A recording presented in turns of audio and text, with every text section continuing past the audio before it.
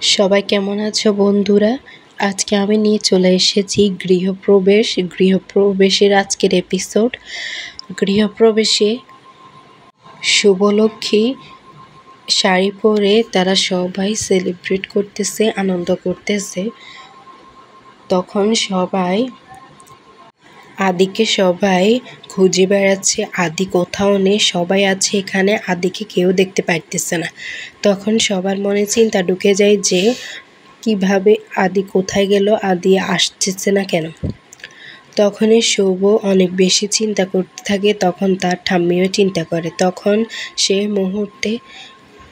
তখনই সেই মুহূর্তে আদি চলে আসে। আদির নতুন রূপ দেখে সবাই মগ্ন হয়ে গিয়েছে, তার দিকে তাকিয়েছে, তার দিকে সবাই চমকে গিয়েছে।